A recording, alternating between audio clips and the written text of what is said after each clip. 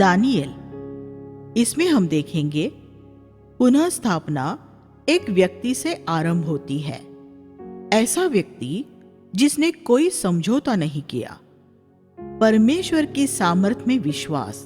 बचे हुए वे लोग जिन्होंने कोई समझौता नहीं किया। दानियल का लगातार विश्वास योग्य बने रहना। भविष्य के विषय में नबूवतें। दानियल की पुस्तक सताव के समयों के लिए खास तौर पर प्रासंगिक है। ये पुस्तक दर्शाती है कि सताव के समयों में परमेश्वर के एक पवित्र जन का आचरण कैसा होना चाहिए। इसमें हम बेबीलोन से यरूशलेम की ओर जाने की तैयारी की हलचल भी पाते हैं।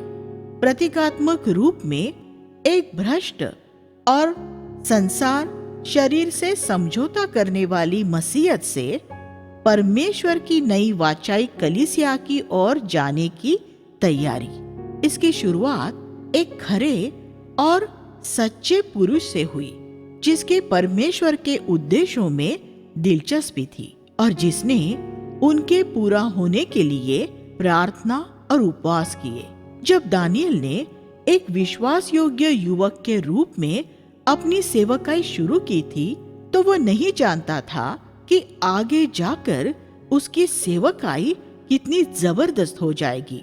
वो तो बस हर एक छोटी बड़ी बात में परमेश्वर के प्रति विश्वास योग्य रहा और परमेश्वर ने उसके द्वारा एक बड़ी सेवा हासिल की। इस पुस्तक की शुरुआत के समय वह शायद 17 वर्ष का था और पुस्तक का अंत होने तक वह लगभग 90 साल का हो गया था।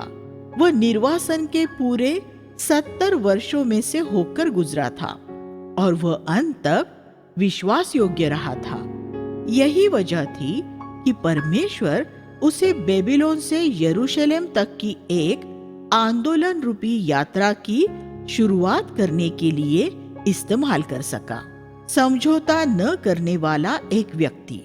परमेश्वर के लिए एक शुद्ध कलीसिया के निर्माण का आरंभ किसी भी जगह में हमेशा ही एक ऐसे व्यक्ति से ही शुरू होता है जिसके अंदर प्रार्थना का बोझ होता है और जो उस बोझ को लेकर अक्सर परमेश्वर के सम्मुख ये कहते हुए जाता है, प्रभु, इस जगत में मैं तेरे लिए एक शुद्ध कलीसिया चाहता हूँ और इसकी जो भी कीमत है मैं वह चुकाने के लिए तैयार हूँ। आपकी यह तैयारी होनी चाहिए कि आप बार बार इस बोझ को लेकर परमेश्वर के सामने जा सके। ये हो सकता है कि इस बोझ को आपको एक लंबे समय तक उठाना पड़े। एक नई वाचा की कलीसिया की शुरुआत होते हुए देखने से पहले मुझे इस बोझ को 10 साल तक उठाना पड़ा था। परमेश्वर आपके विश्वास योग्यता को परखेगा।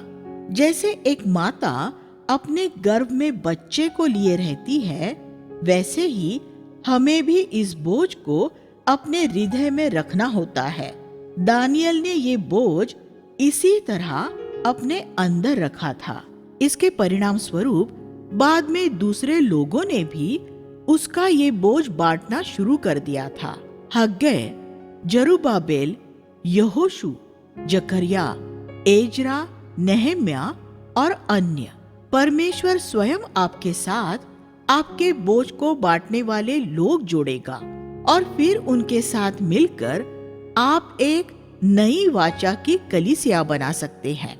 दानिएल 90 वर्ष का हो गया था और मंदिर का निर्माण करने के लिए वह स्वयं यरूशलेम नहीं जा सकता था, लेकिन वह पृष्ठभूमि में रहकर प्रार्थना करता रहा और इस तरह उसने पुनः स्थापना की शुरुआत की।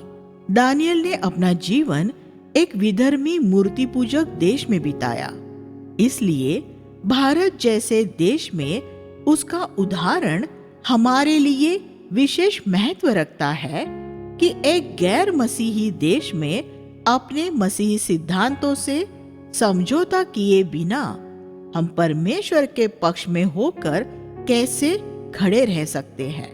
वह अपने साथ सिर्फ 3 लोग जोड़ सका जो पूरे हृदय से परमेश्वर को समर्पित थे। हनन्या, मिशाएल और अजर्या, जिन्हें उनके बेबीलोनी नामों शद्रक, मेशक और अबेदनगो से ज्यादा जाना जाता है। लेकिन ये तीनों युवक बेबीलोन में, जो विश्व के सबसे शक्तिशाली देश की राजधानी थी, परमेश्वर के सामर्थी साक्षी थे। वे 4 लोगों की एक छोटी सी कलीसिया थी। इन 4 लोगों ने उस देश को बेबीलोन में रहने वाले सैकड़ों हजारों यहूदियों से ज्यादा प्रभावित किया था, और इसकी सिर्फ एक वजह थी। जबकि बाकी सब लोगों ने समझौता कर लिया, इन चारों ने कोई समझौता नहीं किया।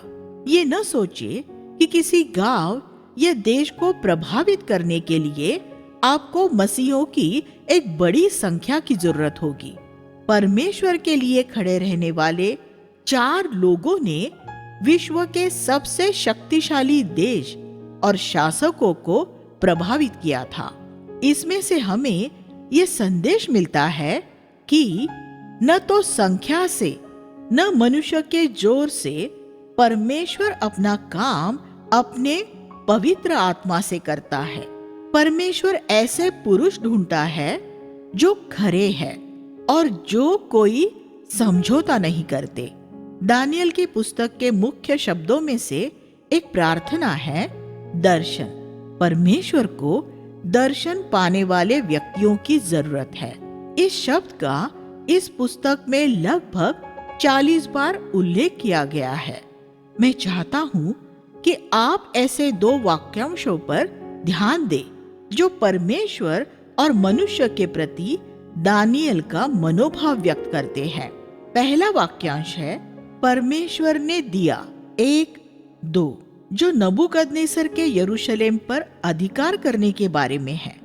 दानियल ने यह देखा कि यहूदियों को पाठ पढ़ाने के लिए परमेश्वर ने नबूकदनेस्सर को यरूशलेम पर जय दी थी। इस तरह परमेश्वर के बारे में दानियल का मनोभाव ऐसे विश्वास का था कि वह पृथ्वी के हर एक मामले पर अपनी पूर्ण प्रभु सत्ता रखता है। दूसरा वाक्यांश ये है कि दानियल ने अपने मन में ये निश्चय कर लिया कि वह अपने आप को अपवित्र नहीं करेगा। 1:8 मनुष्य के प्रति दानियल का मनोभाव ये था, किसी प्रकार का कोई समझौता नहीं। सताव के समय में हम में भी ये दोनों मनोभाव होने चाहिए। चाहे परमेश्वर को न जानने वाला एक विधर्मी व्यक्ति देश का राजा हो, फिर भी हमें याद रखना चाहिए कि वह अधिकार उसे परमेश्वर ने ही दिया है। परमेश्वर ही है जो किसी को कोई चुनाव या युद्ध जीतने देता है या किसी देश का राज सौंपता है। नबूकदनेस्सर परमेश्वर को नहीं जानता था, लेकिन फिर भी वह परमेश्वर के वश में था। हमारे देश के शासक भी चाहे परमेश्वर को न जानते हो, फिर भी अगर हमारे देश में परमेश्वर के पास दानियल जैसे लोग हो तो वह अपने उद्देश्य पूरे कर सकता है। और जब हमें समझौता करने के लिए प्रलोभित या आमंत्रित किया जाता है, या जब हम अपने आसपास के मसीहों को समझौता करते हुए देखते हैं, तब हमें जरा सा भी झुके बिना प्रभु के लिए दृढ़ होकर खड़े रहना चाहिए। हमें किसी भी तरह के पाप से अपने विवेक को दूषित करने से इनकार कर देना चाहिए। अगर हम कहीं गिर गए हैं तो हमें अपने पाप का तुरंत अंगीकार कर लेना चाहिए। उसे मसीह के लहू से धो लेना चाहिए। जहां जरूरी हो वहां लोगों से क्षमा याचना कर लेनी चाहिए और सब ठीक कर लेना चाहिए। लेकिन हम किसी भी कीमत पर कोई समझौता न करें। हम मनुष्यों को प्रसन्न करने वाले न हो। हम किसी नबूकदनेस्सर या किसी अधिकारी को प्रसन्न करने वाले न हो। अगर वे देश पर राज कर रहे हैं तो हम उनके अधीन तो रहेंगे, लेकिन प्राण देने तक विश्वास योग्य रहते हुए अपनी आस्थाओं में कोई समझौता नहीं करेंगे। और दानियल ने ये फैसला कर लिया कि वह अपने आप को अपवित्र नहीं होने देगा। उसकी पहली परीक्षा खाने के द्वारा आई। आदम और हव्वा की पहली परीक्षा भी खाने के द्वारा ही आई थी, और जंगल में यीशु की पहली परीक्षा भी खाने के द्वारा ही आई थी। अगर परमेश्वर का कोई सिद्धांत भंग हो रहा हो, तब ऐसे अवसर पर आपका स्वादिष्ट खाने के प्रति क्या मनोभाव होगा?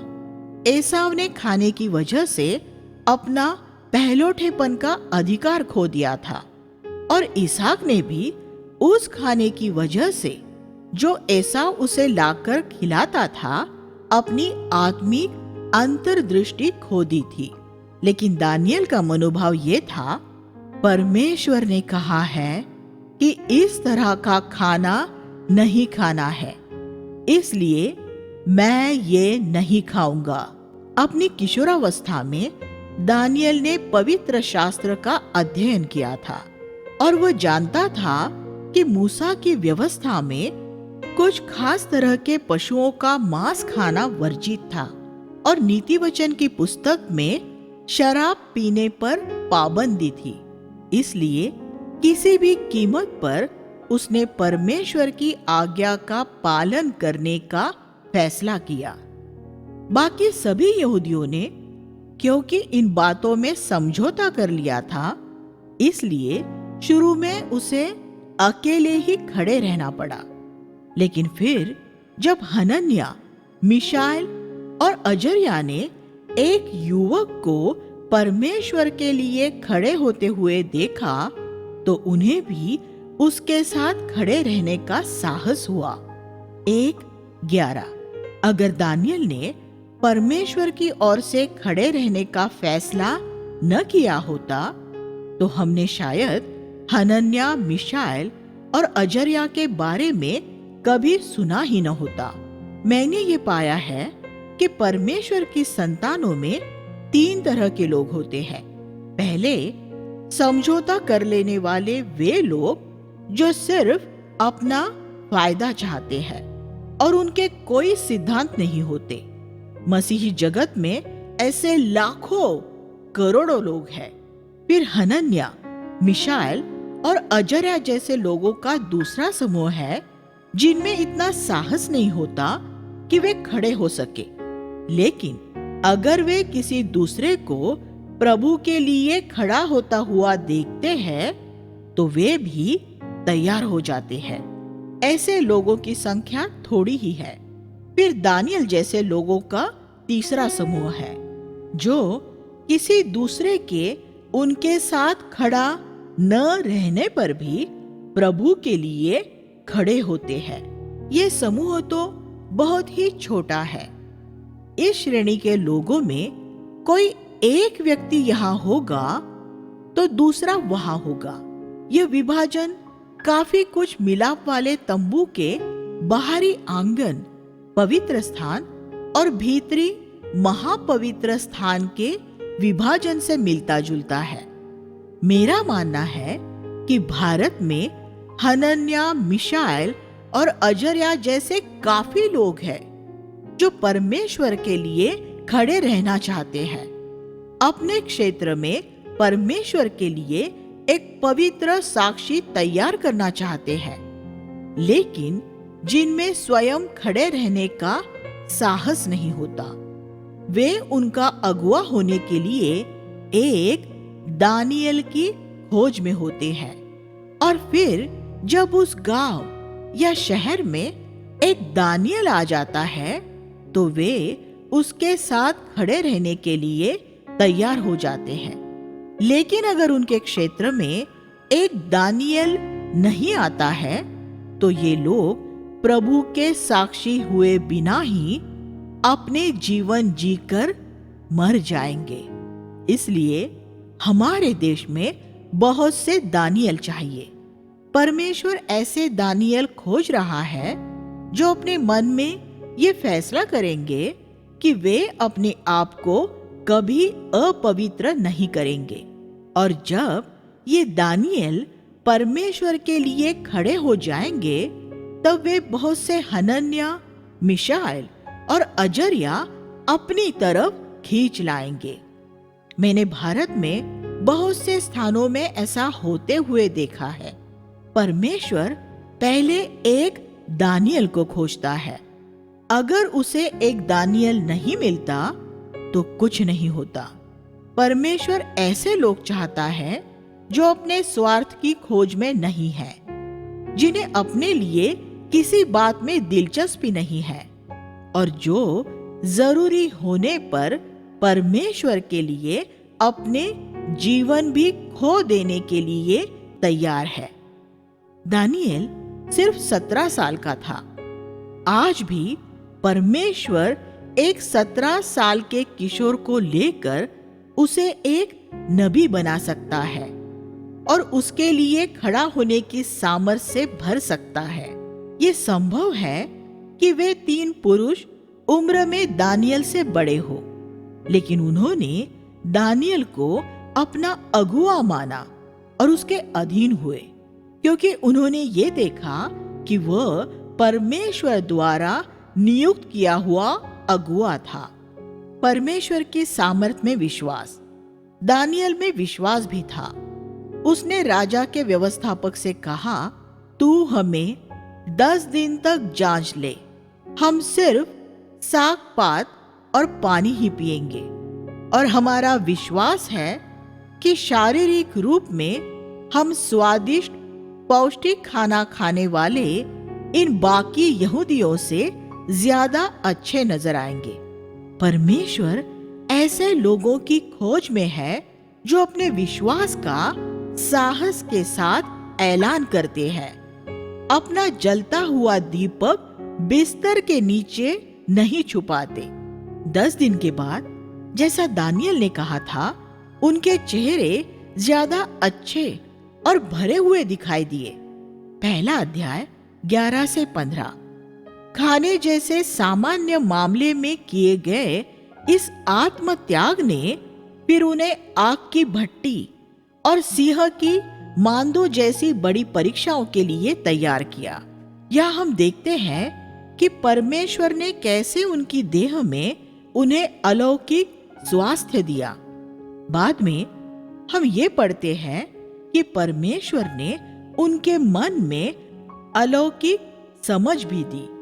उसने इन चारों युवाओं को साहित्य और विज्ञान सीखने की विशेष योग्यता प्रदान की। परमेश्वर ने दानिएल को सपनों और दर्शनों का अर्थ समझने के लिए उसकी आत्मा में अलौकिक बुद्धि भी दी। इस प्रकार हम देखते हैं कि परमेश्वर ने उन्हें देह, जीव और आत्मा में अलौकिक क्षमताएं दी। हमें भी परमेश्वर में ये भरोसा रखना चाहिए कि वह पवित्र आत्मा द्वारा हमारी देह के लिए स्वास्थ्य, हमारे मन के लिए समझ और उसके मार्ग जानने के लिए हमें आत्मिक दर्शन और बुद्धि देगा। अध्याय 2 में हम नबूकदनेस्सर राजा द्वारा देखे गए एक सपने के बारे में पढ़ते हैं। नबूकदनेस्सर ने अपने ज्योतिषियों और बुद्धिजीवियों को बुलाया और उनसे कहा, जो स्वप्न मैंने देखा है, मुझे वह स्वप्न और उसका अर्थ बताओ। ये बुद्धिजीवी ऐसे प्रचारकों का चित्र है जो धोखेबाज है, जिनका परमेश्वर से कोई संपर्क नहीं है। ऐसे प्रचारक परमेश्वर के वचन की या समयों की सही व्याख्या नहीं कर सकते।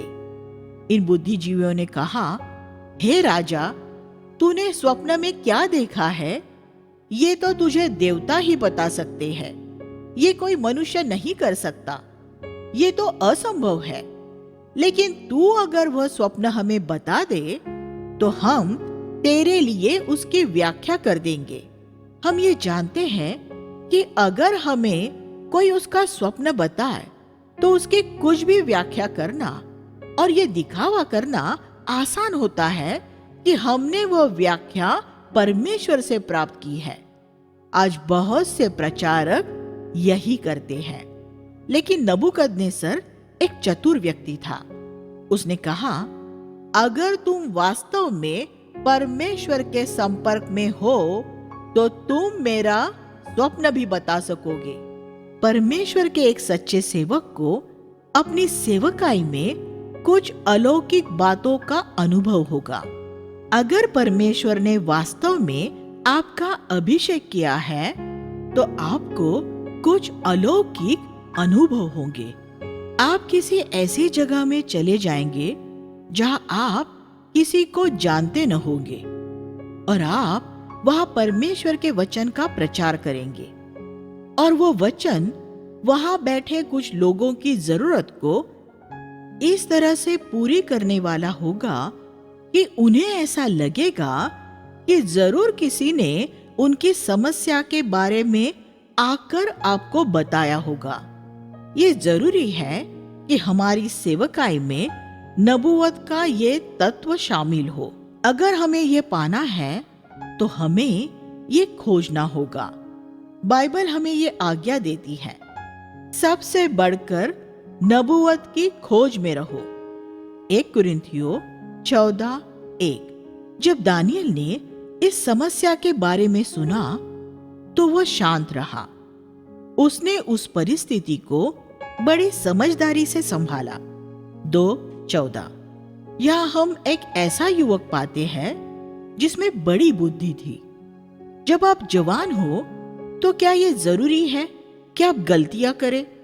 नहीं। कुछ लोग कहते हैं कि जवान लोग तो गलतियां करते ही हैं, लेकिन दानियल ने नहीं की। दानियल ने उसके पूरे जीवन में कोई गलती की हो ऐसा हम पवित्र शास्त्र में कहीं नहीं पढ़ते। वह भी यूसुफ की तरह एक अनोखा व्यक्ति था। वह भी एक ऐसा युवक था जिसके बारे में कोई गलत बात नहीं लिखी है। ऐसा क्यों नहीं हो सकता कि आप इन युवकों को अपने आदर्श बनाकर ऐसा कहे, प्रभु मुझे दूसरे युवाओं की तरह मूर्खता भरे काम करने की जरूरत नहीं है। मैं इन युवकों की तरह बनना चाहता हूँ जो अपनी युवावस्था से ही नम्र और दीन होकर परमेश्वर के भय में रहे। लेकिन मुझे ये स्वीकार करना पड़ेगा कि ऐसे युवकों का मिलना बड़ा दुर्लभ है। जिन युवकों को मैं जानता हूँ वे बहुत ही मूर्खता के काम करते हैं, मुख्यतः इसलिए क्योंकि वे अपने से बड़े लोगों के अधीन नहीं होते। वे अपने आप को बहुत चतुर समझते हैं और इसलिए 101 मूर्खता के काम करते हैं। ये कुछ भी सीखने का एक कठोर तरीका है, लेकिन एक बेहतर तरीका भी है। अगर आप अपने आप को नम्र और दीन करेंगे और परमेश्वर के भय में रहेंगे और उन अधिकारियों के अधीन रहेंगे जो परमेश्वर ने आपके ऊपर रखे हैं, तो आप दूसरों की तरह मूर्खतापूर्ण काम किए बिना अपनी युवावस्था से ही सीख सकते हैं। दानियल इसका एक अद्भुत उदाहरण है। दानियल को नबूकदनेस्सर के स्वप्न का जवाब कैसे मिला था? सबसे पहले तो इसलिए क्योंकि उसे विश्वास था कि परमेश्वर उस पर वह प्रकट कर देगा। वह परमेश्वर के पास गया। उसने अपने मित्रों को बुलाया। 2:17। जब हम किसी ऐसी समस्या का सामना करते हैं जो हमारे अकेले के लिए बहुत मुश्किल होता है, तब संगति में प्रार्थना करने का बहुत जबरदस्त मूल्य होता है। दानियल प्रार्थना में संगति के सिद्धांत का मूल्य जानता था। वह एक नई वाचा का व्यक्ति था जो पुरानी वाचा के समय काल में रह रहा था। उसका मनोभाव ये था, इस बात के लिए अकेले मुझे ही प्रार्थना नहीं करनी चाहिए। मुझे अपने तीनों भाइयों को भी बुला लेना चाहिए कि हम सब मिलकर प्रार्थना करें। और उन्होंने मिलकर प्रार्थना की। 2:18 में हम पढ़ते हैं कि उन्होंने स्वर्ग के परमेश्वर से प्रार्थना की, जो ये दर्शाता है कि दानियल और उसके मित्रों ने सबसे पहले स्वर्ग के परमेश्वर को ऊंचा उठाते हुए और उसकी स्तुति करते हुए अपनी प्रार्थना शुरू की। यीशु ने भी हमें प्रार्थना की इसी तरह शुरुआत करना सिखाया था। हे हमारे पिता, तू जो स्वर्ग में है, मत्ती 6:9। और इस तरह परमेश्वर के सामने अपने निवेदन रखने से पहले हम उसे ऊंचा उठाते हैं। और जैसा कि हम अध्याय 9:4 में भी देखते हैं, दानियल की ये आदत थी कि वह अपनी प्रार्थना की शुरुआत परमेश्वर को ऊंचा उठाने द्वारा ही करता था। और ये हर एक ईश्वरीय व्यक्ति की आदत होती है। प्रार्थना के हर एक समय की शुरुआत स्तुति से करना एक अच्छी आदत है। जब भी प्रार्थना द्वारा आपको आत्मिक रूप में आगे बढ़ने का रास्ता न मिल रहा हो, तो प्रभु की स्तुति करना शुरू करें। परमेश्वर की महानता के बारे में सोचिए और उसकी स्तुति करें, और आप पाएंगे कि तुरंत वातावरण साफ होने लगा है। और जब परमेश्वर ने उनकी प्रार्थना का जवाब दिया, तो उन्होंने सारी महिमा उसे देते हुए कहा, प्रभु की प्रभुसत्ता के लिए उसकी स्तुति हो। वही है जो जगत के सारे घटनाक्रम तय करता है।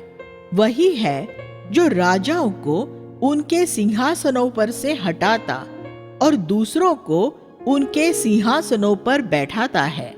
वही है जो बुद्धिमानों को बुद्धि और विद्वानों को ज्ञान देता है। वही है जो गहरी और भेद की बातें प्रकट करता है। हे परमेश्वर, हम तुझे धन्यवाद देते और तेरी स्तुति करते हैं, क्योंकि तूने हमें बुद्धि और बल दिया है। दूसरा अध्याय 20 और 23 लिविंग बाइबल। परमेश्वर ने जब दानियल पर स्वप्न और उसका भेद प्रकट कर दिया, तब उसने राजा के पास जाकर उसे ये कहते हुए जवाब दिया, इसकी वजह मेरी चतुराई नहीं है। ये इसलिए हुआ है क्योंकि इसे परमेश्वर ने मुझ पर प्रकट किया है। 2:30। दानियल एक नम्र और दीन युवक था, जो सारी महिमा परमेश्वर को देने के लिए तैयार था। परमेश्वर ऐसे लोगों पर ही अपने सत्य प्रकट करता है। नबूकदनेस्सर ने एक विशाल मूर्ति देखी थी, जिसका सिर सोने का था, छाती और हाथ चांदी के थे, पेट और जांघें पीतल की थी, और पैर लोहे के थे, और पांव लोहे और मिट्टी का मिश्रण थे। दूसरा अध्याय 31 से 33। सोने का सिर बेबीलोनी साम्राज्य का प्रतीक था, जो लगभग 70 वर्ष तक रहने वाला था। इसके बाद मादी फारसी राज्य चांदी के छाती और पैर आने वाला था, जिसका समय काल 200 साल था। पीतल के पेट और जांघें सिकंदर महान और उसके पिता का यूनानी साम्राज्य था, जो लगभग 200 साल तक रहने वाला था। लोहे और मिट्टी के पांव रोमी साम्राज्य था, जिसका शासन मसीह के समय में पूरे विश्व में फैला हुआ था, और उसकी अवधि लगभग 600 साल रहने वाली थी।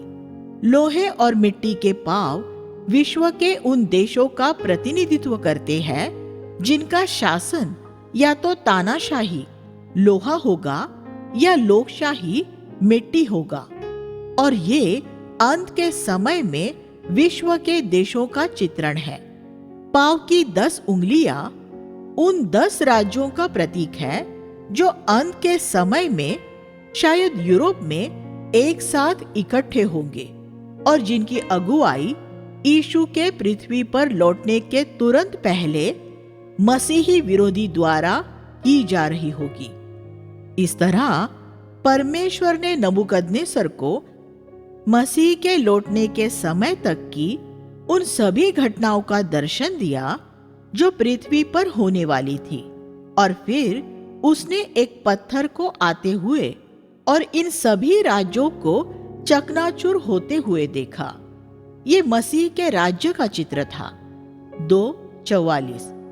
और फिर स्वर्ग का परमेश्वर एक अविनाशी राज्य स्थापित करेगा जो सनातन काल तक बना रहेगा।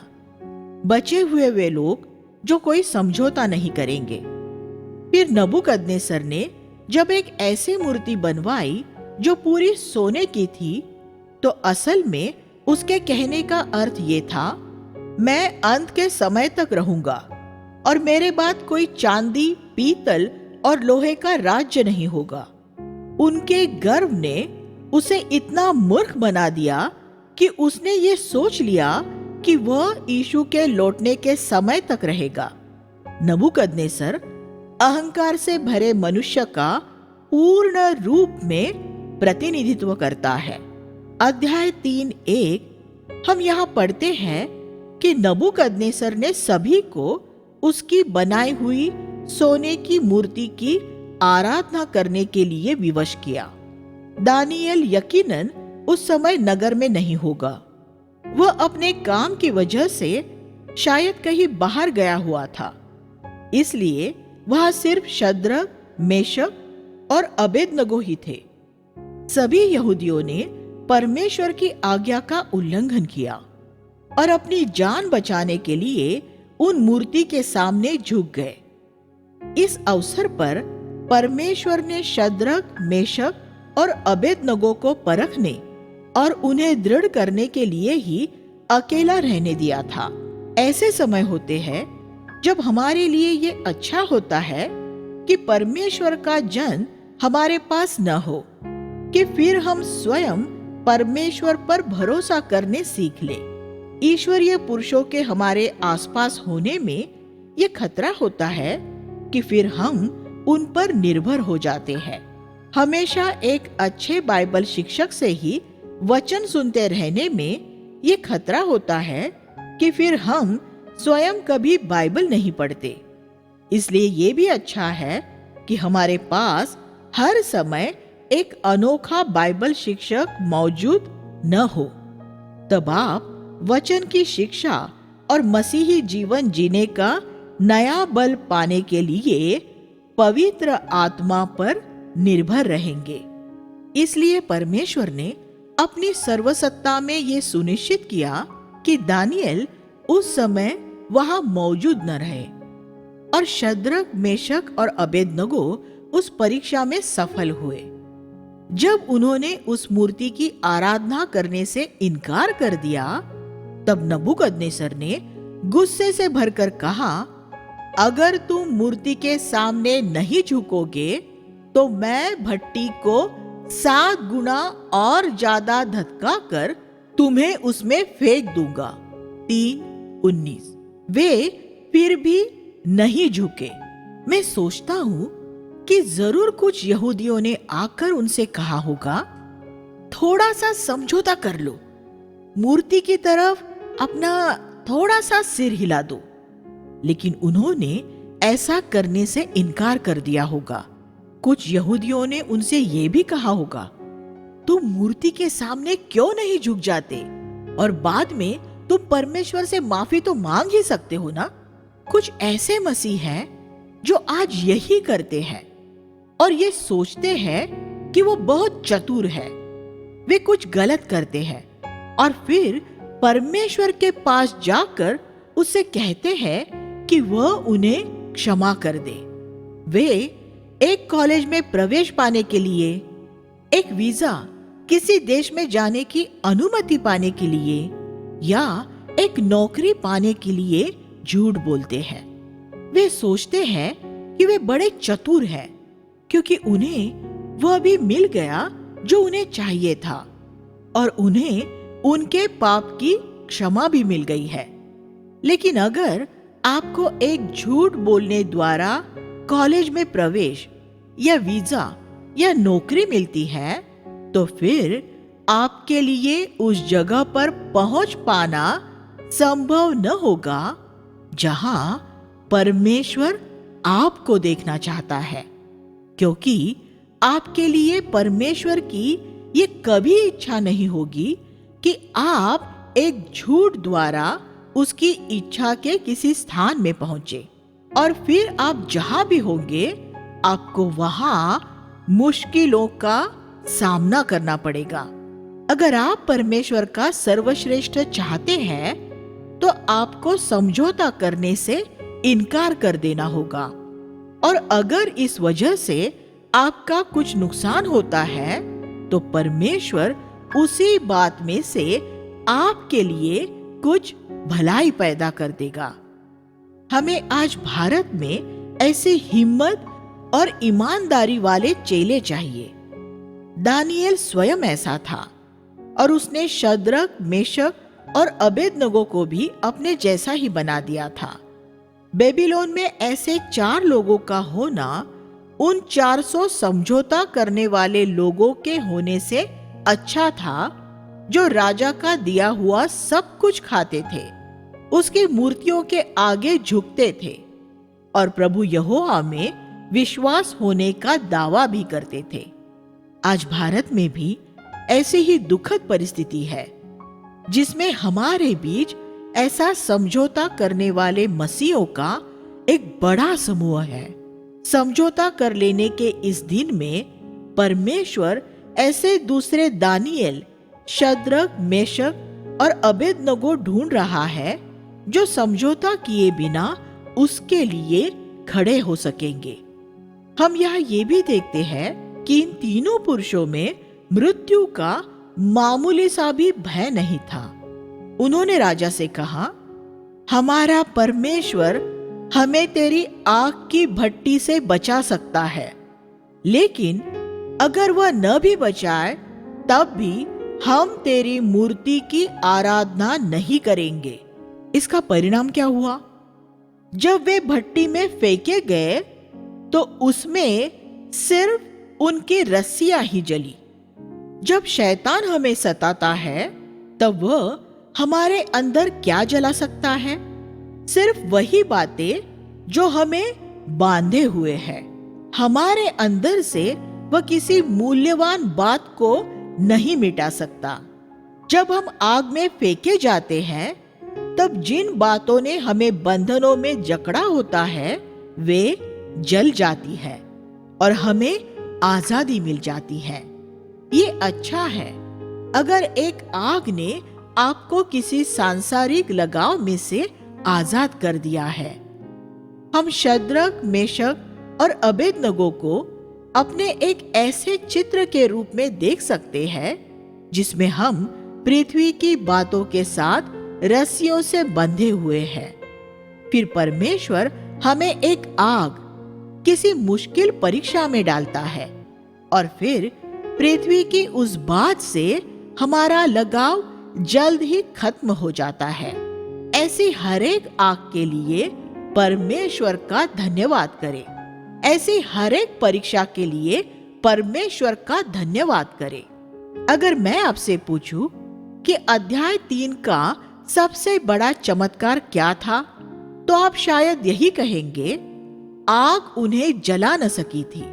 लेकिन मैं यहाँ सबसे बड़ा चमत्कार ये देखता हूं कि जब सब लोग मूर्ति के सामने झुक रहे थे, ये 3 लोग वो नहीं कर रहे थे।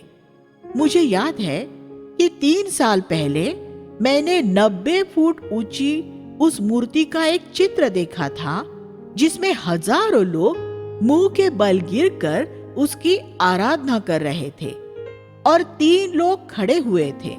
और मैंने प्रभु से कहा था, प्रभु मुझे ऐसा बना दे जब मेरे आसपास के सब लोग समझौता कर रहे हो तब तू मेरी मदद करना कि मैं उनसे अलग नजर आ सकूं, चाहे मुझे इसमें मरना भी क्यों ना पड़े।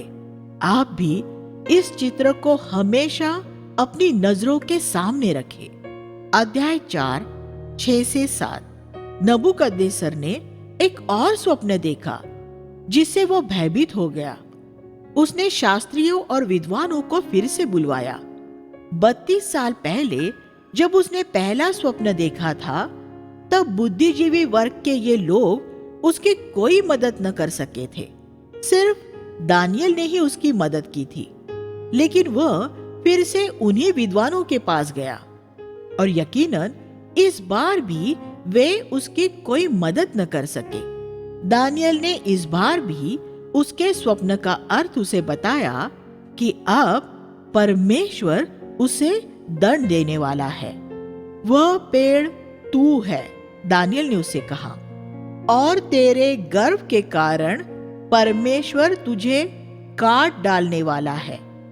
लेकिन नबूकदनेस्सर ने उसकी बात नहीं सुनी। दानियल ने उससे विनती की कि वह पाप करना छोड़कर वही करे जो उचित है और अपने दुष्टता भरे भूतकाल से नाता तोड़ ले और निर्धनों पर दया करे, जिससे कि स्वप्न की यह दंडाज्ञा उस पर से टल जाए। 4:27। लेकिन नबूकदनेस्सर ने उसकी बात नहीं मानी। 1 साल बाद 4:29, नबूकदनेस्सर बेबीलोन में अपने महल की छत पर टहल रहा था और वहां से उसने अपने उन सब निर्माण कार्यों को देखा।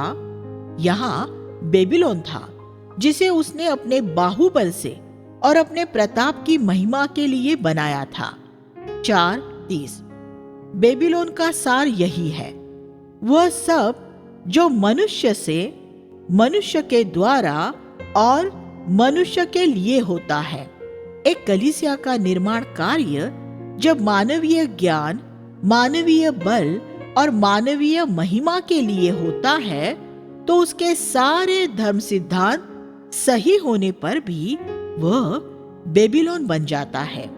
जब मसीही काम मानवीय चतुराई और योग्यता द्वारा, धन की शक्ति द्वारा और मनुष्य की महिमा के लिए किया जाता है, तो अगुओं का भरोसा चाहे जैसे भी धर्म सिद्धांतों पर हो, वे सिर्फ बेबीलोन का ही निर्माण करेंगे। परमेश्वर का असली काम हमेशा परमेश्वर की योजना के अनुसार होता है और वह सिर्फ प्रार्थना द्वारा, परमेश्वर की बाट जोहने द्वारा ही जाना जा सकता है। वह पवित्र आत्मा की सामर्थ द्वारा किया जाता है, परमेश्वर की अलौकिक मदद द्वारा, और वह 100% परमेश्वर की महिमा के लिए किया जाता है। आप ये बात अगर हमेशा याद रखेंगे तो लकड़ी, भूसे और घास फूस से निर्माण करने से बचे रहेंगे। परमेश्वर ने नबूकदनेस्सर को 3 बार चेतावनी दी। 4:31, लेकिन उसने नहीं सुना और इसलिए उसे दंडित किया गया। वह पागल हो गया और गाय की तरह घास खाने लगा। 4:32, आखिर में उसने मन फिराया और परमेश्वर ने उसके पागलपन से उसे चंगा किया। तब नबूकदनेस्सर ने परमेश्वर की प्रभुसत्ता से भरे सर्वाधिकार के बारे में बाइबल में पाए जाने वाले सबसे पूर्ण कथनों में से एक कथन कहा। उसकी प्रभुता सनातन की है और उसका राज्य पीढ़ी से पीढ़ी तक बना रहता है। पृथ्वी पर रहने वाले उसके सामने कुछ भी नहीं है। वह स्वर्ग की सेना और पृथ्वी के निवासियों के बीच अपनी इच्छानुसार काम करता है। कोई उसका हाथ रोककर उससे ये नहीं कह सकता, तूने ये क्या किया। उसके सब काम सच्चे और उसके मार्ग न्यायोचित है। वह अभिमानियों को दीन करने में समर्थ है। 4 अध्याय 34 से 37। इस बात से मुझे ये भरोसा होता है कि नबूकदनेस्सर स्वर्ग में है। जो विश्वास उसने यहाँ व्यक्त किया, अगर वह अपने जीवन के अंत तक इस विश्वास में बना रहा होगा, तो उसने परमेश्वर के राज्य में प्रवेश पाया होगा। क्या ये एक रोचक बात नहीं है कि सुलेमान, जिसने बाइबल की 3 पुस्तकें लिखी है, वह नर्क में है, और ये एक संभावना है कि नबूकदनेस्सर स्वर्ग में है। दानियेल की लगातार बनी रही विश्वास योग्यता। अनेक वर्षों बाद नबूकदनेस्सर का बेटा बेलशस्सर बेबीलोन में एक बड़े भोज में उत्सव मना रहा था। उसने अचानक किसी मनुष्य के हाथ को महल की दीवार पर कुछ लिखते हुए देखा। 5-5। बाइबल में सिर्फ 2 बार ऐसा हुआ है कि परमेश्वर ने वास्तव में स्वयं कुछ लिखा है। पहली बार तो उसने पत्थर की पट्टियों पर 10 आज्ञाएं लिखी थी। दूसरी बार यहां लिखा था। कोई शास्त्री या बुद्धिजीवी वर्ग का कोई विद्वान वह लेख न पढ़ सका। जब रानी मां ने यह सुना तो उसने राजा को दानियेल के बारे में याद दिलाया, जिसने नबूकदनेस्सर के समय में उसके स्वप्नों का अर्थ बताया था। दानियेल को लाया गया और राजा ने उसे उपहार स्वरूप बैंजनी वस्त्र, सोने की माला और राज्य में एक सम्मान का पद देना चाहा। लेकिन दानियेल ने कहा कि वह उनके उपहार अपने पास ही रखे या किसी और को दे दे। 5:17।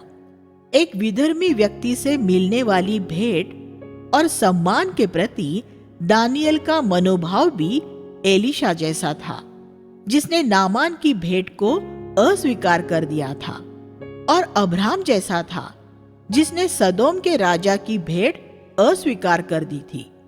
परमेश्वर का एक असली जन अपने उस मनोभाव द्वारा पहचाना जाता है जो उसका पृथ्वी पर मिलने वाले उपहारों और मान सम्मान के प्रति होता है।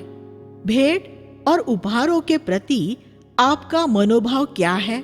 खास तौर पर तब जब बेलशस्सर जैसे विधर्मी लोग आपको बड़ी मूल्यवान भेंट देना चाहे, क्योंकि आपने यीशु के नाम में उनके लिए कुछ किया है। आजकल के प्रचारकों से अपनी एक अलग पहचान बनाते हुए उनसे कह दे, नहीं, मैं आभार सहित आपकी भेंट अस्वीकार कर रहा हूं। मैं आपको परमेश्वर का वचन देकर आशीष के साथ विदा कर रहा हूं, लेकिन मैं आपकी भेंट स्वीकार नहीं कर सकता। प्रभु के बहुत से सेवकों ने ऐसे लोगों से भेंट और उपहार स्वीकार करने द्वारा अपना नाश किया है, जिनसे उन्हें वे नहीं लेने चाहिए थे। अगर एक भेंट स्वेच्छा से दी जा रही है और अगर देने वालों की आर्थिक स्थिति आपसे अच्छी है, तो परमेश्वर के लोगों से भेंट लेना सही है। लेकिन ये पूरी तरह से गलत है कि आप अपनी व्यक्तिगत जरूरतों के लिए ऐसे व्यक्तियों से धन स्वीकार करें जो आर्थिक रूप में आपसे कमजोर है, फिर चाहे वे विश्वासी भी क्यों ना हो। दानियेल ने फिर बेलशस्सर से कहा, जो कुछ हुआ है तू पहले से ही सब जानता है, फिर भी तूने अपना हृदय नम्र और दीन नहीं किया। तूने स्वर्ग के परमेश्वर के विरुद्ध अपना सिर उठाया है और उसके भवन के पात्रों में दाख मधु पिया है। 5वां अध्याय 22 से 23। दानियेल एक निडर नबी था और उसने राजा को उस पर मंडरा रहे खतरे के प्रति सचेत कर दिया, और फिर उसने वे शब्द पढ़े, मने मने तकेल ऊपर से, और उनकी व्याख्या की। 5:25। हमने एक अज्ञात भाषा के बोले जाने की सबसे पहली घटना भी देखी थी। बिलाम की गधी बोली थी। या हम एक अज्ञात भाषा की व्याख्या पाते हैं। इसका संदेश ये था, परमेश्वर ने तेरे राज्य के दिन गिनकर उनका अंत कर दिया है। तू तराजू में तोला गया और हल्का पाया गया है। तेरा राज्य विभाजित कर मादी और फारस राज्यों को बांट दिया गया है। 5वां अध्याय 26 से 28। आज की बेबीलोनी धार्मिक व्यवस्थाओं के लिए भी परमेश्वर का यही वचन है। परमेश्वर के तेरे दिन गिन लिए हैं। और उनका अंत आ गया है। परमेश्वर ने तुझे तोला है और तुझ में ऐसा कुछ नहीं पाया गया जिसका अनंत में कुछ वजन हो। तू सांसारिकता से भरी है, इसलिए तेरा राज्य विभाजित किया जा रहा है। उसी रात बेबीलोन मादी फारस राज्य द्वारा जीत लिया गया। 5:30 अध्याय 6 में हम वह समय काल पाते हैं जिसमें राजा दारा मादी फारस साम्राज्य पर राज कर रहा था। उसने भी दानियल को अपने राज्य में एक अध्यक्ष के पद पर नियुक्त किया। 6:2 हालांकि दानियल पिछले राज्य में प्रधानमंत्री था, राजा दारा ने उसे अपने राज्य में भी प्रधानमंत्री के पद पर ही नियुक्त किया। दानियल की साक्षी कितनी जबरदस्त होगी कि भिन्न साम्राज्यों के क्रमिक शासकों ने उसमें अपना भरोसा व्यक्त किया था। दानियल अब लगभग 80 साल का हो चुका था, लेकिन वह अब भी कोई समझौता न करने वाला वही पहले जैसा पुरुष था और परमेश्वर ने उसे सम्मानित किया। लेकिन उस राज्य में दानियल से ईर्ष्या करने वाले ऐसे दुष्ट लोग भी थे जो उसका नाश करना चाहते थे। उन्होंने राजा के पास जाकर एक ऐसा आदेश जारी करवा लिया जो मुख्य रूप से दानियल के ही विरोध में था। ये एक ऐसा ही काम था जो आज भी होता है। दुष्ट लोग परमेश्वर के सेवकों का नाश करना चाहते हैं और सरकारों से ऐसे कानून पास करवा लेते हैं जो लोगों को मसीह की ओर मन फिराने से रोक देते हैं। दानियल के समय में ये धमकी दी जाती थी, अगर तुमने किसी दूसरे ईश्वर से प्रार्थना की तो सिंह की मांद में फेंक दिए जाओगे। आज वह धमकी ये हो सकती है, अगर तुमने मसीहत को स्वीकार किया तो तुम जेल में डाल दिए जाओगे। जब दानियल ने यह सुना कि राजा ने ऐसा आदेश जारी कर दिया है तो उसने क्या किया? उसने घुटने टिकाकर प्रार्थना की। किसी भी राजा या सरकार से ज्यादा दानियल परमेश्वर का भय मानता था और आने वाले समय में जो एक दिन प्रेरित कहने वाले थे, दानियल का भी यही मनोभाव था। हमारे लिए यही उचित है कि हम मनुष्यों की नहीं, परमेश्वर की आज्ञा का पालन करें। प्रेरितों 5:29 तो उसने सबसे पहले वही काम किया जिसे न करने की आज्ञा राजा के आदेश में दी गई थी। उसके परमेश्वर से प्रार्थना करने के लिए उसे कोई कानून नहीं रोक सकता था। वह हमेशा अपनी खिड़की यरूशलेम की ओर खोलकर प्रार्थना करता था। अब प्रार्थना करते समय वह अपनी खिड़की बंद रखने के बारे में भी सोच सकता था, लेकिन एकमात्र सच्चे परमेश्वर से प्रार्थना करते हुए देखे जाना उसके लिए कोई लज्जा की बात नहीं थी। इसलिए उसने अपनी खिड़की खुली ही रखी। हमें भी प्रभु यीशु का खुले रूप में शिष्य कहलाने में कोई लज्जा महसूस नहीं होनी चाहिए। और वह दिन में सिर्फ एक बार नहीं, 3 बार प्रार्थना करता था और ये उसने हमेशा से किया था। ईर्ष्या से भी वे अधिकारी सिर्फ इस बात के ही इंतजार में थे। जैसे ही उन्होंने दानियल को प्रार्थना करते हुए देखा, उन्होंने राजा को सूचित कर दिया। राजा दानियल को पसंद करता था और वह उसे बचाना चाहता था, लेकिन अधिकारियों ने राजा को याद दिलाया कि मादी फरीसी राजाओं का कानून रद्द नहीं किया जा सकता। इसलिए उसे दानियल को सिंह की मांद में फेंकना पड़ा। लेकिन जैसा कि हम जानते हैं, परमेश्वर ने दानियल को सिंहों से बचाया। आज हमारे आसपास ऐसे लोग रहते हैं जो हमारे जीवनों पर परमेश्वर की आशीष की वजह से हमसे ईर्ष्या करते हैं। और हमें कोई ना कोई नुकसान पहुंचाने का मौका ढूंढते रहते हैं। दानियल के समय में आग और सिंहों को परमेश्वर के सेवकों को छूने की अनुमति नहीं दी गई थी, लेकिन नई वाचा में परमेश्वर अपने बच्चों को विश्वास के साक्षियों के रूप में मरने का गौरव प्रदान करता है।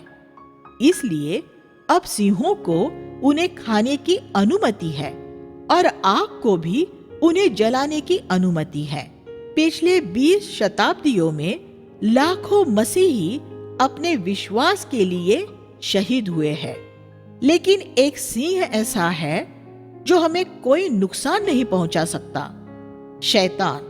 और एक ऐसी आग है जो हमें कोई नुकसान नहीं पहुंचा सकती, नरक की आग। नरक की आत्मा का कुछ भी घृणा या कड़वाहट आदि हमारे हृदय में कभी प्रवेश नहीं कर सकते।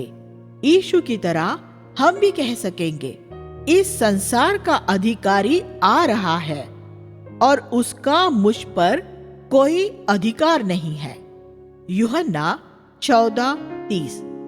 दानियल का जीवन मादी फारस के लोगों के सम्मुख सच्चे परमेश्वर की एक साक्षी था। परमेश्वर हमारे जीवनों में परीक्षाएं आने देता है, जिससे कि दूसरों के सम्मुख हमारी साक्षी प्रकट हो सके। हम जब धीरज के साथ सताव सहते हैं और अपने सताने वाले से प्रेम करते हैं, तब लोगों को हम में मसीह नजर आता है। अगर आपके विश्वास के लिए आपको अदालत में ले जाया जाता है, तो सिर्फ सच बोलने का और कभी किसी से घृणा न करने का दृढ़ संकल्प करें।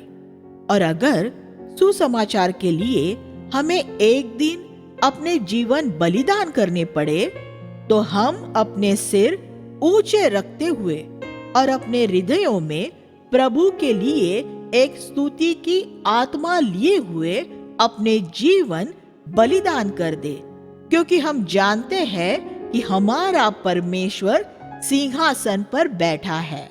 आने वाले समय के बारे में नबूवतें। दानियल की पुस्तक के पहले 6 अध्याय ऐतिहासिक है और अंतिम 6 अध्याय आने वाले समय के बारे में की गई नबूवतें हैं। अध्याय 7 और 8 में दानियल को भविष्य की विश्व शक्तियों और उनके राज्यों के बारे में एक दर्शन दिया गया। अब वह लगभग 87 वर्ष का हो चुका था, लेकिन वह भी वैसे ही दर्शन और स्वप्न देख रहा था जैसे वह जवानी में देखता था, क्योंकि वह अब भी विश्वास योग्य रहते हुए परमेश्वर के संग संग चल रहा था। अध्याय 7 में हम वही 5 राज्य देखते हैं जो नबूकदनेस्सर ने अपने स्वप्न में देखे थे। बेबीलोन, मादी फारस, यूनान, रोम और अंतिम वैश्विक राज्य। लेकिन अब ये अलग दृष्टिकोण से नजर आते हैं। नबूकदनेस्सर ने उन्हें मूल्यवान धातुओं के रूप में देखा था, सोना, चांदी, पीतल और लोहा। दानियल ने अब उन्हें जंगली पशुओं के रूप में देखा, क्योंकि परमेश्वर उन्हें इसी रूप में देख रहा था। संसार के लोग पृथ्वी के राज्यों को कीमती और मूल्यवान धातुओं के रूप में देखते हैं। किसी देश का राजा, राष्ट्रपति या प्रधानमंत्री होना बड़े सम्मान की बात होती है, लेकिन परमेश्वर पृथ्वी के राज्यों को एक अलग ही रोशनी में देखता है। वह उन सभी को जंगली पशुओं के रूप में देखता है, क्योंकि सारा संसार शैतान के अधिकार में है। अध्याय 7 और 11 की विस्तृत नबूवतें पिछली शताब्दियों में बिल्कुल उसी तरह पूरी हुई है जैसे उनकी नबूवत की गई थी। अध्याय 7:4 में हम नबूकदनेस्सर के पंख उखाड़े जाते हुए देखते हैं। दूसरा पशु जो रिछ के समान था वह मादी फारस राज्य था। 7:5। तीसरा पशु एक चीते के समान था। जिसकी पीठ पर पक्षी के से 4 पंख थे, जो सिकंदर महान का राज्य था। 7:6 उसके मरने के बाद उसके राज्य के 4 हिस्से हो गए थे। दानियल ने फिर एक ऐसा पशु देखा जिसके सिर पर 10 सींग थे, और फिर उन सींगों के बीच में एक छोटा सींग निकल आया। ये सबसे पहले तो रोमी साम्राज्य का उल्लेख था, जो यीशु के पृथ्वी पर रहने के दिनों में विश्व शक्ति थी। ये सिंह वे साम्राज्य है जो अंत के दिनों में प्रकट होंगे, और मसीह के पृथ्वी पर लौटने से पहले मसीह विरोधी छोटे सिंह के राज में ये पूरे होंगे। 7वां अध्याय 7 और 8। अध्याय के अंत में हम परमेश्वर को उसके सिंहासन पर बैठा हुआ और करोड़ों स्वर्गदूतों को उसकी आराधना करते हुए और पृथ्वी का राज्य उसके संतों को सौंपते हुए देखते हैं। अध्याय 8 में हमें इन राज्यों के बारे में थोड़े ज्यादा विस्तृत रूप में बताया गया है। पहला दर्शन यूनानी राज्य के बारे में है। 8वां अध्याय 5 से 8। बकरा सिकंदर के राज में यूनानी साम्राज्य बहुत सामर्थी हो जाता है और बहुत तेजी से अनेक राज्य जीत लेता है। 8:8 लेकिन अपनी सामर्थ के शिखर पर पहुंचकर सिकंदर महान जब केवल 33 साल का ही था तो वह अचानक ही मर गया। वह सिंह अचानक टूट गया। उसके मरने के बाद उसके 4 सेनापतियों ने उसके साम्राज्य को आपस में बांट लिया। बकरे के 4 सिंह। उनके शासन के अंत में एक क्रूर राजा जो बहुत षड्यंत्री था, बड़ा शक्तिशाली हो गया। यह सीरिया पर राज्य करने वाले राजा के बारे में है। वह सिकंदर के सेनापतियों में से एक का वंशज था। उसका नाम एंटियोकस एपिफेनेस था। एपिफेनेस का अर्थ है परमेश्वर प्रकट हुआ है, और वह मसीह विरोधी का एक प्रतीकात्मक स्वरूप है जो अपने आप को परमेश्वर के रूप में प्रदर्शित करेगा। 2 थिस्सलुनीकियों 2:4। अध्याय 9 में हम दानियल को उसके लोगों के लिए प्रार्थना करता हुआ देखते हैं। दानियल की प्रार्थना से ही परमेश्वर के लोगों की बेबीलोन से यरूशलेम की ओर जाने की आंदोलन रूपी यात्रा शुरू हुई थी। दानियल अब 87 साल का था, और वह अब भी अपनी जवानी के समय की ही तरह परमेश्वर के वचन का अध्ययन और प्रार्थना और उपवास कर रहा था। 9:3 ये देखना एक अद्भुत बात है कि 87 वर्ष की उम्र में भी परमेश्वर का एक जन वैसे ही जोश में रह सकता है जैसा वह उसकी किशोरावस्था में हुआ करता था। परमेश्वर के वचन का अपनी किशोरावस्था के समय जैसा ही अध्ययन करने वाला, अपने युवा काल जितना ही उपवास और प्रार्थना करने वाला, और अपने जवानी के दिनों की तरह लोगों की सेवा करने वाला। दानियल हम सब के लिए कितना अनोखा उदाहरण है। दानियल ने दूसरे यहूदियों की आलोचना नहीं की। उसने ये नहीं कहा, प्रभु मेरे आसपास रहने वाले सभी यहूदी भटक गए हैं। इसके बजाय उसने कहा, प्रभु हमने पाप किया है, हमने विद्रोह किया है, हमने तेरे सेवकों की नहीं सुनी। प्रभु तू सच्चा है, इसलिए आज हमारे मुख पर बड़ी लज्जा है। 9:7 हम देख सकते हैं कि दानियल अपने भटके हुए भाइयों के साथ खड़ा रहा। उसने वे नहीं, हम कहा। हमें भी इसी तरह प्रार्थना करने की जरूरत है। प्रभु हम मसीहियों ने इस देश में तेरे नाम को बहुत बदनाम किया है। हम मसीह के वैसे साक्षी नहीं बन सके जैसे भारत को देखने की जरूरत थी। हम निष्फल हुए हैं। प्रभु, हमारे बीच में एक नव जागृति भेज। तू सच्चा है और हमारे मुखों पर लज्जा है। हम पर दया कर और हमें क्षमा कर। हमने तेरे विरुद्ध पाप किया है। उसने तू और तेरी शब्दों का 10 बार इस्तेमाल किया है। फिर परमेश्वर ने दानियल को एक और दर्शन दिया और उसे कहा कि यरूशलेम के लिए उसके उद्देश्यों के पूरा होने के लिए 490 साल तय किए गए हैं। 9वां अध्याय 24 और 25। 7 7 49 वर्षों के 7 समूह और 7 वर्ष के 62 समूह, 434 साल।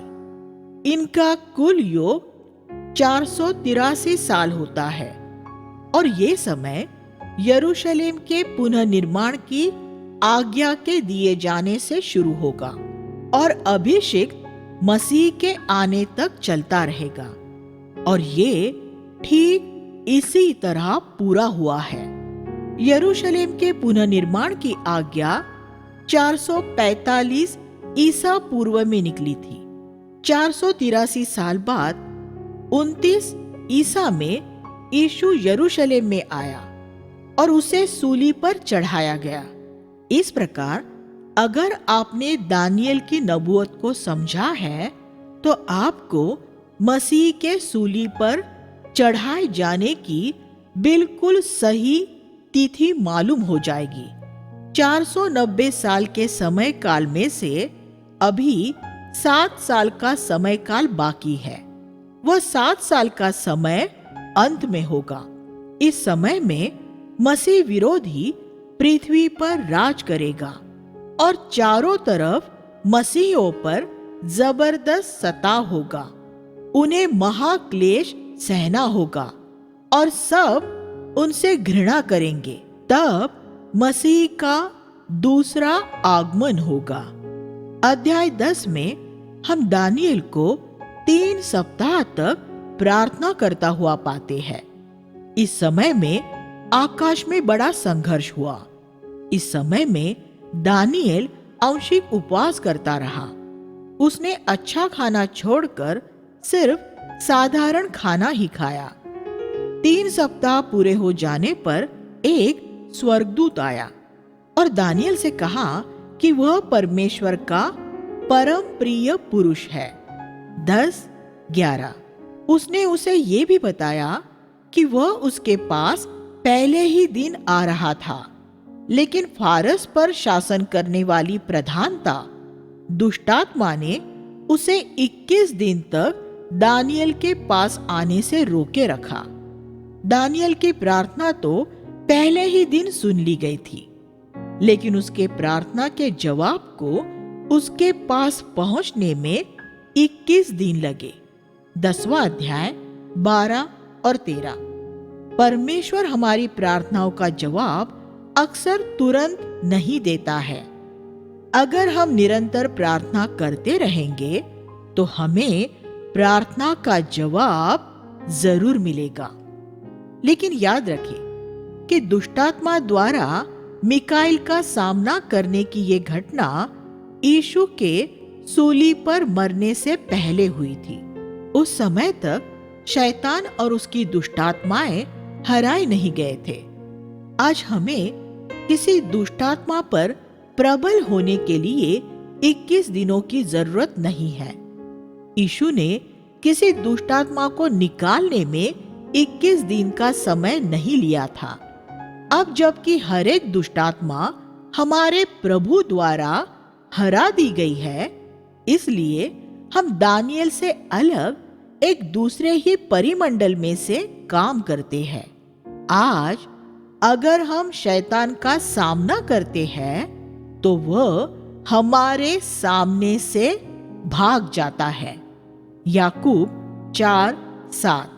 हम उसकी गतिविधियों पर रोक लगा सकते हैं और वह दिन दूर नहीं है जब वह भी हमारे पैरों तले होगा। रोमियो 16:20। 10:21 में हम पढ़ते हैं, उन प्रधानों के विरुद्ध मेरा साथ देने वाला कोई नहीं था। बहुत साल पहले परमेश्वर ने एहजकेल से कहा था कि जब मैंने एक मध्यस्थ ढूंढा तो मुझे कोई न मिला, एक भी नहीं। एहजकेल 22:30।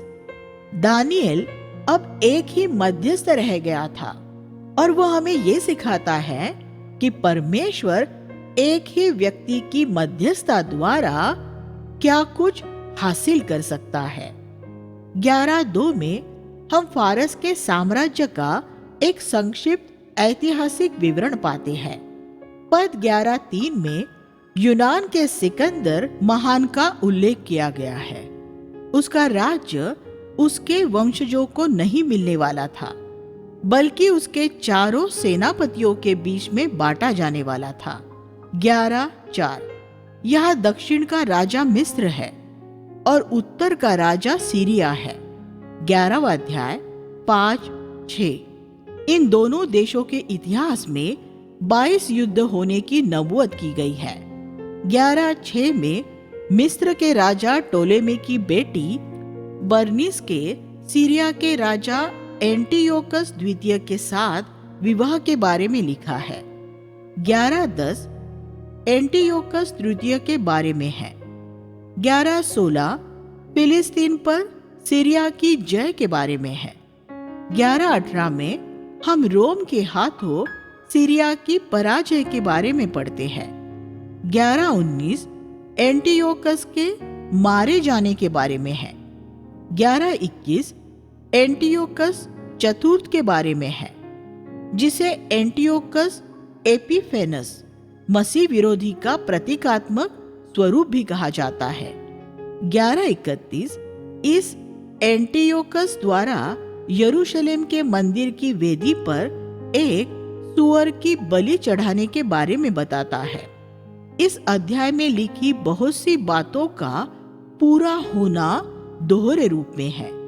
ये पहले एंटियोकस एपिफेनस के समय काल में लगभग 170 ईसा पूर्व में पूरी हुई थी और ये अंत में मसीह विरोधी के समय काल में भी पूरी होगी। 11:32 एक बहुत ही महत्वपूर्ण पद है जो ये सिखाता है कि अंत के समय में समझौता करने वाले और पूरे हृदय से प्रभु के पीछे चलने वाले दोनों ही होंगे। समझौता करने वाले अपनी चापलूसी भरी बातों से वाचा के विरुद्ध चलने वालों को भक्तिहीन बना देंगे, लेकिन पूरे हृदय से प्रभु के पीछे चलने वाले परमेश्वर को पहचानेंगे और सामर्थ के काम करेंगे। उन दिनों में लोगों में जो समझदार है वे लोगों को समझाएंगे। बहुत से शिक्षक आग से और तलवार से और दूसरे तरीकों से मारे जाएंगे, कुछ सताए जाएंगे और अंत के समय तक शुद्ध और निर्मल किए जाएंगे। 11वां अध्याय 32 से 35। 11:36 फिर से मसीही विरोधी के बारे में बताता है। राजा मनमानी करते हुए अपने आप को सब देवताओं से ऊंचा और महान ठहराएगा और ईश्वरों के ईश्वर के विरुद्ध निंदा की बातें कहेगा, और जब तक परमेश्वर का क्रोध शांत नहीं हो जाता तब तक उस राजा को सफलता मिलती रहेगी। 11:38 अंत के समय में शक्ति और संपत्ति की उस पूजा के बारे में बताता है जो चारों तरफ फैल जाएगी। 11:39 मसीह विरोधी को दुष्टात्माओं द्वारा मिलने वाली मदद के बारे में बताता है। वह यरूशलेम में से राज करेगा, लेकिन उसका बहुत जल्दी अंत हो जाएगा। 11:45 अध्याय 12 में हम सबसे पहले मसीह विरोधी के दिनों में होने वाले महाक्लेश के बारे में पढ़ते हैं। 12:1 फिर हम 2 प्रकार के पुनरुत्थानों के बारे में पढ़ते हैं। एक जी उठना अनंत जीवन के लिए होगा और एक जी उठना अनंत धिक्कार और लज्जा के लिए होगा। 12:2 जो इस जगत में समझदारी से रहते हैं उन्हें ये आश्वासन दिया गया है कि अंतिम दिन में वे दोपहर के आकाश की तरह चमकेंगे और जो इस संसार में से दूसरे बहुत से लोगों को सच्ची धार्मिकता की ओर फेर लाएंगे, वे सितारों की तरह हमेशा चमकते रहेंगे।